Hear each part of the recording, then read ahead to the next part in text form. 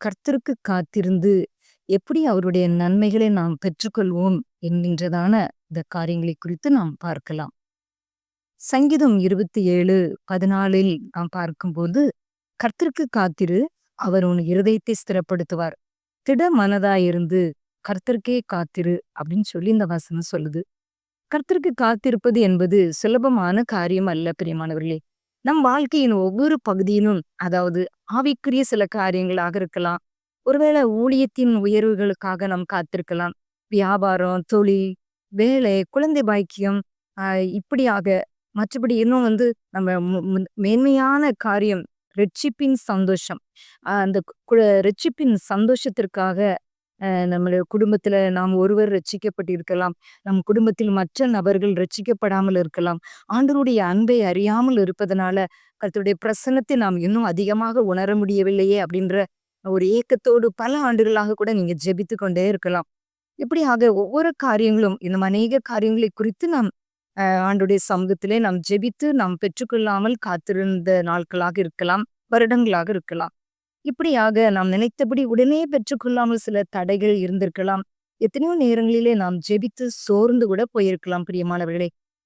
ஆனா கர்த்தர் எல்லாமே நன்மைக்காகவே சில காரியங்களை நமக்கு கொடுப்பதற்கு தாமதிப்பார். அதில் நிச்சயமாக ஒரு நன்மை இருக்கும். அதனால் நாம் பொறுமையை இழந்து போய்விடாதபடி, பொறுமை இல்லாம காத்திருப்பதின் மேன்மையை நமக்கு புரியாததுனால நாம் அடைய வேண்டிய நன்மைகளை நாம் சில வேளைகளில கூட இழந்து போயிருப்போம். ஆனா உணர்ச்சி வசப்பட்டு சில காரியங்களை நாம் செய்து நாம் தோல்வி கூட அடைந்திருப்போம் பிரியமானவர்களே. நம்ம இவ்வளோ தூரம் நம்மை பாதுகாத்து, நம்மளை வழி நடத்தி, நம்மளை போஷித்து கர்த்தர் இவ்வளோ தூரம் நம்மளை நடத்தி வந்திருக்கிறாரே. நம்முடைய ஜெபத்திற்கு அவர் பதில் கொடுக்காமல் கைவிடுவாரோ? கைவிடவே மாட்டார் பிரியமானவர்களே. அவருடைய சித்தத்துக்கு காத்திருக்கிற, அவருடைய சித்தத்திற்காக ஒப்பு கொடுத்திருக்கிற உங்களை ஒருபோதும் அவர் கைவிடவே மாட்டார். கர்த்தர் என் வாழ்க்கையிலே நன்மைக்கு எதுவான திட்டங்களை தான் வைத்திருப்பார் என்கின்றதான ஒரு நம்பிக்கையோட நீங்க காத்திருங்க. அது தீமைக்காக இருக்காது. ஏசப்பா நிச்சயமா எனக்கு நன்மைக்காகத்தான் இந்த காரியங்களை தாமதத்தோடு வைத்திருப்பார். அப்படின்றதான ஒரு நம்பிக்கையோட நீங்க காத்திருங்க. ஒரு எதிர்பார்ப்போடு காத்திருங்க பிரியமானவர்களே. ஒருவேளை நீங்க கர்த்தரிடத்தில் நாம் ஜெபத்தில் கேட்டு எதைதான் நாம் கண்டு கொண்டோம், இல்ல நம்முடைய முயற்சிப்படி நாம் எதையும் செய்து கொள்ளலாம் என்று நீங்கள் நினைத்து கொள்ள வேண்டாம். இன்னும் வர வேண்டிய நன்மை வரவில்லையே என்று நீங்க சோர்ந்து போகவும் வேண்டாம். கர்த்தரிடத்துல நீங்க ஒருபோதும் கேள்விகள் கேட்கவும் வேண்டாம் பிரியமானவர்களே. அவருக்கு எல்லாமே தெரியும். நம்முடைய நினைவுகளை விட அவருடைய எண்ணங்களும் அவருடைய திட்டங்களும் நாம் நினைப்பதற்கு மேலான காரியங்களை நம்முடைய வாழ்க்கையில செய்வதற்காக அவர் எல்லாவற்றையும் முன்குறித்து அதனதன் காலங்களிலே செய்ய வேண்டும் என்று நம்முடைய நன்மைக்காகவே தான் அவர் காத்திருப்பார் பிரியமானவர்களே. அதனால அவர் தாமதிக்கிறார் என்றால் கொடுக்க இருக்கும் நன்மை, ஆசீர்வாதங்கள் ஒருவேளை நாம் கையாள ஏற்ற நேரம் அல்ல என்று சொல்லி கூட அவர் தாமதித்திருக்கலாம். அதனால நீங்க அவருடைய தடைக்கற்களா இருக்கிற அந்த பாதைகளில, நீங்க இது பாதைகள் தடைக்கற்களா இருக்கலாம். ஆனா அதை படிக்கற்களாக மாற்றி அவருடைய வேலையின்படி, அவருடைய சித்தத்தின்படி கொடுத்து நிச்சயமாக நீங்கள் காத்திருக்கிற இந்த நன்மைகளை உங்களுக்கு நிச்சயமாக கொடுப்பார் பிரியமானவர்களே. இந்த வருடத்தின் இறுதிக்குள்ளாக நீங்கள் காத்திருக்கிற அந்த நன்மைகளிலே உங்களுக்கு பெரிய ஒரு அற்புதத்தை கர்த்தர் உங்களுக்கு நிச்சயமாக செய்வார். நீங்க சோர்ந்து போகாதீங்க. நம்பிக்கையோட காத்திருங்க. விசுவாசத்தோடு காத்திருங்க. விசுவாசத்தோடு தான் நம்ம காத்திருக்கும் போது அதிசயத்தை காண முடியும். உங்களுக்குள்ளே நீங்கள் சந்தேகத்தை ஏற்படுத்தி கொண்டால் கர்த்தருடைய ஆசீர்வாதத்தை பூரணமாய் நீங்கள் பெற்றுக்கொள்ள முடியாது பிரியமானவர்களே. அதனால நிச்சயமாய் நீங்கள் காத்திருக்கிற உங்களுக்கு நிறைவான பலனை கொடுத்து கர்த்தர் உங்களை ஆசீர்வதிப்பார். ஏசாயா 40:31 கூட கர்த்தருக்கு காத்திருக்கிறவர்களோ புது பலன் அடைந்து கழுகுகளைப் போல செட்டைகளை அடித்து எழும்புவார்கள் என்று சொல்லி நாம் பார்க்கிறோம். ஓடினாலும் இளைப்படையார்கள், நடந்தாலும் சோர்வடையார்கள் என்று சொல்லி பார்க்கிறோம். நிச்சயமாக கர்த்தர் உங்களுக்கும் இந்த ஆண்டில அப்படிப்பட்ட நன்மைகளை கொடுத்து ஆசீர்வதிப்பார். பெரிய காரியங்களை செய்யும்படியாக காத்திருக்கிறார்.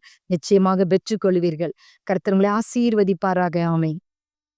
அன்புள்ள இயேசுசாமி, இந்த வேலைக்காக உமக்கு ஸ்தோத்திரம் ஆண்டவரே. இந்த நாளிலும் கூட அப்பா, என்னென்ன நன்மைகளுக்காக உம்முடைய பிள்ளைகள் அநேக ஆண்டுகளாக காத்து கொண்டு இருக்கிறாங்களோ, உம்முடைய சமூகத்திலே ஜெபித்து ஜெபித்து சோர்ந்து போய் கண்ணீர் வடித்து கொண்டு இருக்கிறாங்களோ அப்பா, அத்தனை பிள்ளைகளுடைய வாழ்க்கையிலும் கூட ஆண்டவரே கர்ப்பத்தின் கனிக்காக, தொழிலுக்காக, ஆண்டவரே வியாபாரத்துக்காக, ஒருவேளை பலவீனங்களுக்காக, தாங்க முடியாத சரீரத்துல இருக்கிற பலவீனத்தின் நிமித்தம் எந்தெந்த பிள்ளைகள் கண்ணீர் வடிக்கிறாங்களோ ஆண்டவரே, அத்தனை பிள்ளைகளுடைய வாழ்க்கையிலும் எந்தெந்த விண்ணப்பங்களுக்காக ஆண்டவரே உம்முடைய சமூகத்திலே கண்ணீர் வடிக்கிறாங்களோ, இன்னும் எனக்கு பதில் வரவில்லையே என்று சொல்லி ஆண்டவரே சோர்ந்து போய் கொண்டிருக்கிறாங்களோ, அத்தனை பிள்ளைகளுடைய வாழ்க்கையிலும் என் தேவன் ஒரு பெரிய அற்புதத்தை நீங்க செய்யும்படிக்கு ஜெபிக்கிறோம். இந்த பிள்ளைகள் நன்மைகளை பெற்றுக்கொள்ள முடியாதபடிக்கு, பரிபூரணமான உம்முடைய ஆசீர்வாதத்தை பெற்றுக்கொள்ள முடியாதபடிக்கு சத்துரு தடுத்து நிறுத்து வைத்திருப்பானானால், இயேசுவின் நாமத்தினால எல்லா சத்துருடைய திட்டங்களும் உம்முடைய நாமத்தினால் அபத்தமாக்கப்பட்டு போகட்டும். வாசல்கள் திறக்கப்படட்டும் ஆண்டவரே, கதவுகள் திறக்கப்படட்டும் ஆண்டவரே, சாத்தானின் திட்டங்கள் அழிக்கப்பட்டு போகட்டும் ஆண்டவரே. ஏசப்பா, வழி இதுவே, இதுவிலே நடவுங்கள் என்று சொல்லுகிற சத்தத்தை உம்முடைய பிள்ளைகள் கேட்கட்டும், அற்புதத்தை காணட்டும். இந்த வருடத்தில் வருடத்தில் ஆண்டவரே, இந்த பிள்ளைகளுக்கு ஆண்டவரே உம்முடைய நன்மைகளை நீர் கட்டளையிடுவீராக. அவர்கள் எந்தெந்த நன்மைகளுக்காக எதிர்பார்த்து காத்து கொண்டிருக்கிறாங்களோ அந்தந்த நன்மைகள் இந்த பிள்ளைகளுக்கு கொடுத்து, ஏசப்பா நீங்க ஆசீர்வதிக்க போறதற்காக ஸ்தோத்திரம். சாட்சியாய் நிறுத்த போறதற்காக ஸ்தோத்திரம் ஆண்டவரே. மறுபடிய சந்தோஷமான பிள்ளை தாட்சி ஆக்குகிறவரே, அப்பா இப்படியாக கேட்கிற பிள்ளைகளுக்கு அன்னாளின் கர்ப்பத்தை திறந்து ஒரு சாமுவேலை தீர்க்கதரிசியாக கொடுத்தது போல ஆண்டவரே, இந்த வேளையிலும் கூட இப்படியாக ஏக்கத்தோடு இருக்கிற பிள்ளைகளுக்கு ஆண்டவரே, இந்த வருடத்திலே, இந்த கடைசி மாதத்திலே, 12வது மாதத்திலே அற்புதங்களை செய்து நீர் மகிழ்விப்பீராக, சந்தோஷப்படுத்துவீராக. ஆண்டவரே, நீர் அப்படியே செய்ய போறதற்காக ஸ்தோத்திரம், ஸ்தோத்திரம் ஆண்டவரே. நீங்க மாத்திரம் மகிமைப்படுங்கப்பா, ஆசீர்வதிங்க. இயேசுவின் நாமத்தில் ஜெபிக்கிறோம் நல்ல பிதாவே, ஆமென்.